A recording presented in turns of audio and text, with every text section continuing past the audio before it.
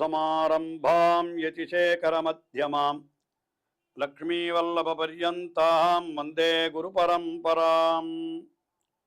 ஆழ்வார்கள் வாழி அருளிச் செயல் வாழி தாழ்வாதமில் குறவர்தாம் வாழி ஏழ்பாறுமுய்ய அவர்களுரைத்தவைகள்தாம் வாழி செய்யமறை தன்னுடனே சேர்ந்து அகலகில்லே நிறையுமென் அலர்மேல் மங்கை உரை மார்பா நிகரில் புகழாய் உலகம் உன்னுடையாய் என்னை ஆழ்வானே.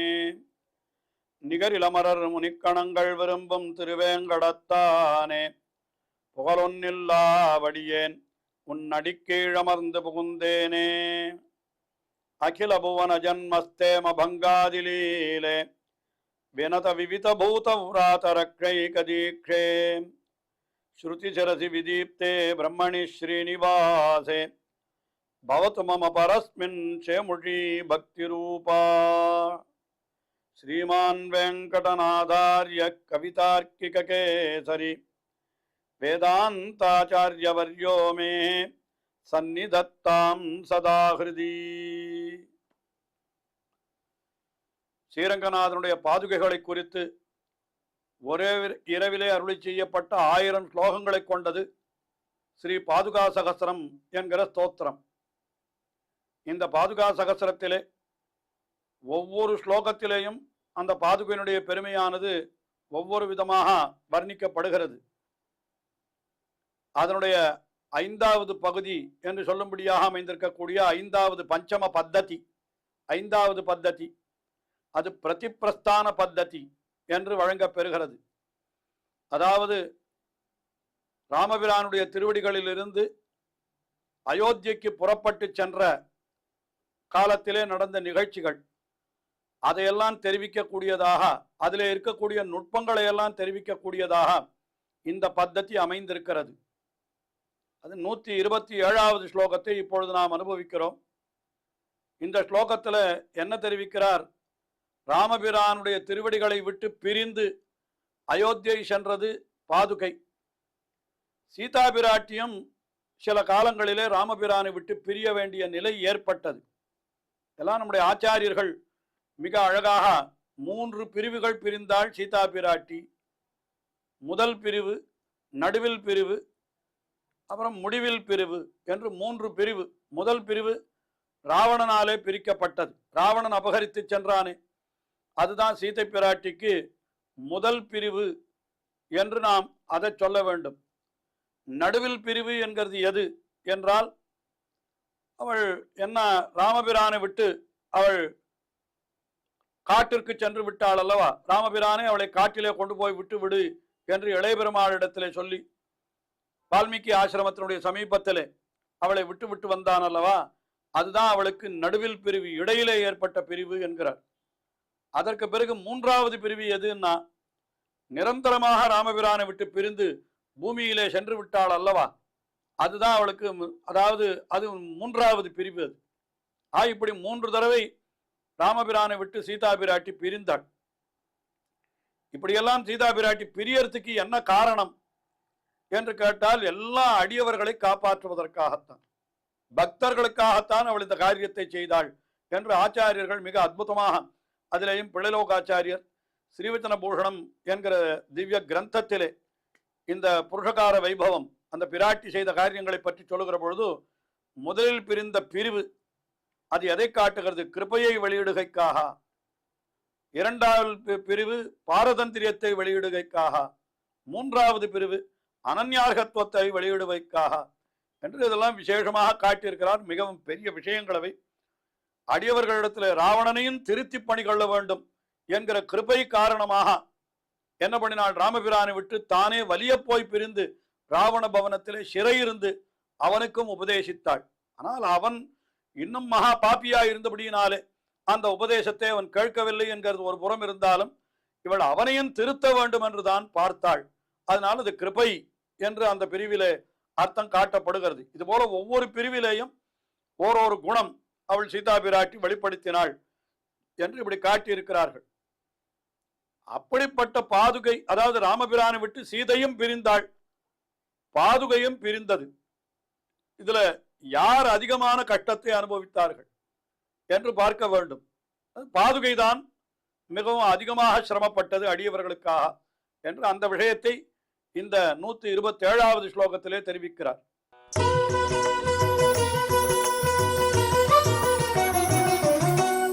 ரக்ஷார்த்தமஸ்ய ஜகதோ மணிபாதரக்ஷே ராமஸ்ய பாதகமலம் சமயே த்யஜந்த்யாஹ கிம் துஷ்கிருதம் தவ விபூதி பரிக்ரஹோ வா கிம் வா விதேக துகிதுஹு கிருபணா தசாசா. ரக்ஷார்த்தமஸ்ய ஜகதோ மணிபாதரக்ஷே, ஹே மணிபாதரக்ஷே, மணிகள் மாணிக்கங்கள் இழுக்கப்பட்ட பாதரக்ஷையே, நீ என்ன பண்ணினாய் என்னால் ராமஸ்ய பதகமலம் சமயே த்யஜந்த்யாஹ.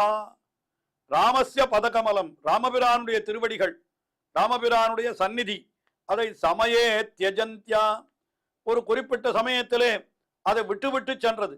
ராமபிரானுடைய திருவடிகளை விட்டு வெளியிலே செல்லுகிறது என்கிறது பாதுகைக்கு ஏற்பட்டது. அதே போல பிராட்டிக்கும் ஏற்பட்டது. அவளும் ராமஸ்ய பதகமலம் சமயே த்யஜந்த்யா என்று அவளுக்கும் சொல்லலாத்து. சீதையும் கூட ஒரு குறிப்பிட்ட சமயத்திலே ராமபிரானை விட்டு பிரிந்தாள் அல்லவா? அதனால சீதையும் பிரிந்தாள், பாதுகையும் பிரிந்தது. இது ரெண்டுமே எதற்காக பிரிந்தது என்னால் ஜகதா ரக்ஷார்த்தம், உலகத்தை எல்லாம் காப்பாற்றுவதற்காகத்தான் என்று அது சீதையினுடைய சரித்திரத்திலேயும் அது விரிவாக தெரிவிக்கப்பட்டிருக்கிறது. பாதுகை உலகத்தை ராஜ்யத்தை ஆள வேண்டும் என்று தானே ராமபிரானை விட்டு பிரிந்தது. அதனால அஸ்ய ஜகதா ரக்ஷார்த்தம் ராமஸ்ய பதகமலம் சமயே த்யஜந்த்யாஹ. அப்படி நீ விட்டாய், நீயும் பிரிந்தாய், பிராட்டியும் பிரிந்தாய். ஆனால் பிராட்டி பிரிந்த பொழுது என்ன ஆயிற்று என்று கேட்டால் விதேக துகிதுகு கிருபணா தசாசா. அந்த விதேக திகுத்து என்னால் விதேகராஜனுடைய புத்திரியான வைதேகி சீதா பிராட்டி, அவளுடைய கிருபணா தசா, ரொம்ப துக்கத்திலே இருந்த நிலை அது. ராமபிரானை பிரிந்து அவள் பட்ட துன்பம் இருக்கிறது. அதுவும் 10 மாதம் ராவண பவனத்திலே சிறையிருந்து அவள் நிறைய துன்பங்களை பட்டாள். அது ரொம்ப கஷ்டமா? துஷ்கரம் என்னால் அர்த்தம் அதுக்கும் துஷ்கரம் வா, அது ரொம்ப கஷ்டமான காரியமா? அல்லது இவர் பெரிய சிம்மாசனத்தில் இருந்தார், அதாவது ராமபிரானை பிரிந்ததுனால மிகவும் வருத்தத்தோடு அசோகவனத்திலே சிறையிருந்தாள் சீதா பிராட்டி. ஆனால் பாதுகைக்கு அப்படி இல்லையே, நம்ம ராஜ்யத்துக்கு போய் ராஜாவாக சிம்மாசனத்தில் இருந்தது என்று சொன்னால் அது துக்கமே கிடையாது அந்த இடத்துல, இல்லையா? நல்ல போகம்தானே என்று நாம் நினைத்திருப்போம். ஆனால் இங்கே ஸ்லோகத்தில் இவர் எப்படி காட்டுகிறார் என்னால், இது என்னன்னா அவள் தான் துன்பப்பட்டாள். ஆனால் இங்கே பாதுகை என்ன பண்ணித்துன்னு கேட்டா என்ன பண்ணித்து? விபூதி பரிகிரகோவா என்கிறார். உலகத்தை எல்லாம் காத்தல் என்கிற காரியத்தை பாதுகை செய்தபடியினாலே அது பாதுகை என்ன பண்ணித்துனாக்கா தன்னையும் வருத்தி கொண்டு உலகத்தை காப்பாற்றியது, இல்லையா? ஒரு ராஜ்யத்தை என்னமோ ராஜா ராஜ்யத்தை காப்பாற்றுறான், நம்ம போகங்களோடு இருக்கிறான் என்று மேலே நாம் நினைத்து விடுகிறோம். ஆனால் உண்மையிலே பார்த்தால் அது எவ்வளவு பெரிய சிரமமான காரியம், அது எத்தனை பொறுப்புகள் என்று பார்க்கிற பொழுது, இன்னும் சொல்ல போனால் ஒரு குடிமகனாயிருக்கிறது கூட சுலபம், ராஜாவாயிருக்கிறது தான் கஷ்டம் என்று இப்படி கூட நாம் சொல்லுவோம். அதைத்தான் இங்கே நினைக்கும்படியாக என்ன சொல்லுகிறாள்? அவள் வெறும் துக்கம், ராமனை பிரிந்த துக்கத்தை மட்டும்தான் சீதா பிராட்டி பெற்றாள். ஆனால் ஹே பாதுகையே, உனக்கு என்ன கிடைத்ததுன்னா ராமபிரானை பிரிந்த துக்கத்தோடு கூட ராஜ்யத்தை சுமக்கிற துக்கமும் சேர்ந்தனோ உனக்கு வந்தது என்று பார்த்தால் அப்பொழுது சீதையை விட உனக்குத்தானே துக்கம் அதிகம். அப்படின்னா என்ன அர்த்தம்? சீதையை விட தான் இன்னும் அதிகமாக துக்கப்பட்டு இந்த உலகத்தை ரட்சித்தது. ராமபிரானை பிரிந்த துக்கத்தாலே மட்டும் உலகத்தை ரட்சித்தாள் சீதா பிராட்டி.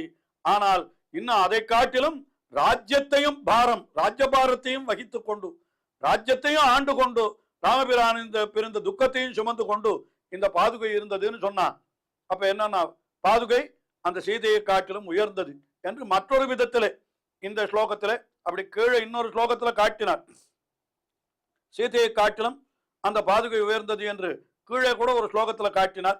மறுபடியும் இந்த ஸ்லோகத்திலே அதே அர்த்தத்தை வேறு விதமாக காட்டுகிறார் என்று நாம் கொள்ளலாம். அடுத்தபடியாக 128வது ஸ்லோகம்.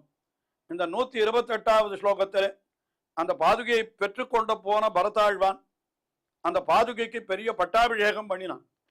அது எப்படி பண்ணினான் என்று இவர் சொல்லுகிறார் என்னால், ராமபிரானை பட்டாபிஷேகம் பண்ணினால் தசரத சக்கரவர்த்தி என்ன பண்ணுவார்னு குடிமக்கள் எல்லாம் எதிர்பார்த்தார்களோ அதை அப்படியே பரதாழ்வான் பாதுகைக்கு பண்ணினான் என்று சொல்றார்.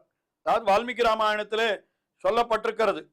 என்ன சொல்லப்பட்டிருக்கிறதுன்னா, அயோத்தியாவாசி ஜனங்கள் இடத்துல கேட்கிறான் இவன் தசரத சக்கரவர்த்தி, இந்த மாதிரி என்னுடைய பிள்ளைக்கு நான் பட்டாபிஷேகம் பண்ணலாம் என்று நான் நினைக்கிறேன், உங்களுடைய அபிப்பிராயம் என்ன அப்படின்னு கேட்டான். உடனே அவெல்லாம் எல்லாருமா சேர்ந்து என்ன சொன்னாலாம், இச்சாமோகி மகாபாகும் ரகுவீரம் மகாபலம் கஜேன மகதாயாந்தம் சுப்ரச்சத்ராவிருத்தானனம் என்று சொன்னார்களாம். அதாவது என்ன, வெண்கொற்ற கொடையின் கீழே சாமரங்கள் எல்லாம் போட்டுக்கொண்டு அந்த பெரிய பட்டத்து யானை மேலே அவன் அப்படி ராமபிரான் வர வேண்டும், அதையெல்லாம் நாங்கள் கண்குளிர காண வேண்டும். அதாவது மகதா கஜேன ஆயாந்தம், பெரிய யானையினாலே சுமக்கப்பட்டு அவன் வர வேண்டும், அதை நாங்கள்லாம் இச்சாமகா பார்க்க வேண்டும் என்று ஆசைப்படுகிறோம் என்று சொன்னார்கள். ஆனால் அது நடக்கவில்லை. காற்றிற்கு எழுந்தொழி விட்டான் ராமபிரான். ஆனால் பரதாழ்வான் என்ன பண்ணினான்னா, அந்த காரியத்தை பாதுகைக்கு செய்தான். பாதுகையை யானை மேல வைத்து அழைத்து வந்தானாம், வைத்து அப்படி ஊர்வலமாக அழைத்து வந்தானாம் பரதாழ்வான். அந்த விஷயத்தை இந்த 128வது ஸ்லோகத்திலே சொல்லுகிறார்.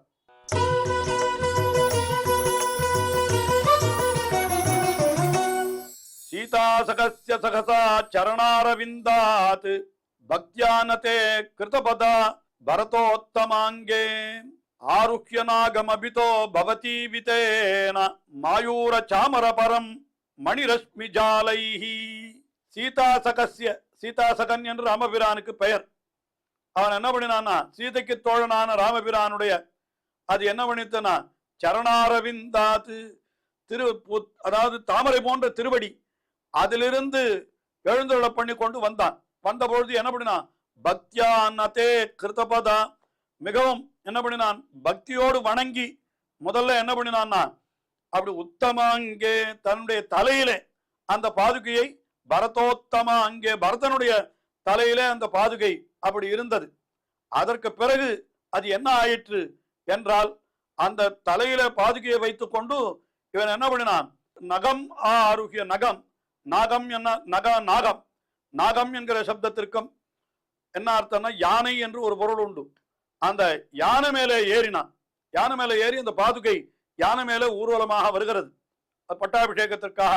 அப்படி வருகிற பொழுது என்ன ஆயிற்றுன்னா, அபிதஹா மணிரஷ்மி ஜாலைஹி, அந்த இரண்டு புறத்திலேயும் அந்த பாதுகையினுடைய இதுல பதிக்கப்பட்டிருக்கிற மாணிக்கங்களுடைய ஒளி பிரகாசிக்கிறது. இது மணி பாதுகை அல்லவா, அதுல ரத்தனங்கள்லாம் இழைக்கப்பட்டிருக்கிறது. அப்படி யானை மேல ஊர்வலமா வரப்பொழுது அந்த பாதுகையினுடைய மணிகள் எல்லாம், அந்த ரத்தனங்கள் எல்லாம் நன்றாக பிரகாசத்தை வெளியிடுகிறது. அந்த பிரகாசத்தை வெளியிடுகிற பொழுது இந்த கிரணங்களை பார்த்தால் அது எப்படி தெரிந்ததுன்னு கேட்டா, மாயூர சாமர பரம் வித்தேனா என்று சொல்றார். மாயூர சாமர பரம், அதாவது மயில் தோகையினாலே செய்யப்பட்ட சாமரங்கள் இரண்டு புறமும் வீசினால் அது எப்படி இருக்குமோ அது போல இருந்தது.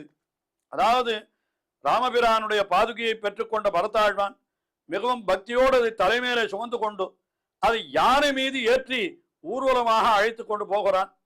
அப்படி போகிற பொழுது இந்த பாதுகையில இருக்கக்கூடிய மாணிக்கங்கள் எல்லாம் ஒளி விடுகின்றன. அந்த ஒளியானது எப்படி இருந்ததுன்னு கேட்டா, ரெண்டு பக்கமும் மயில் தோகையாலே, ஏன்னா மாணிக்கன்றது பல பல நிறங்களை உடைய ஒளியை வெளியிடும் அல்லவா, அது பார்க்கிற பொழுது அந்த பாதுகைக்கு இரண்டு பக்கமும் அப்படியே மயில் தோகையினாலே அமைந்த சாமரங்களை வீசுவது போல அப்படி கம்பீரமாக இருந்தது என்று இப்படிப்பட்ட அர்த்தத்தை தெரிவிக்கிறார். இன்னும் தொடர்ந்து அனுபவிப்போம்.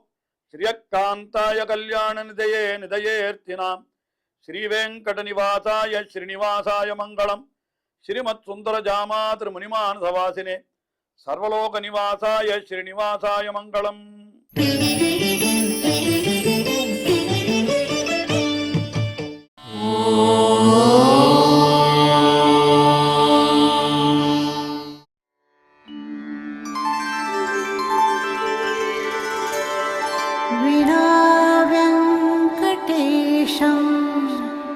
ननाथो ननाथः सदा वेङ्कटेशं स्मरामि स्मरामि हरे वेङ्कटेश प्रसीद प्रसीद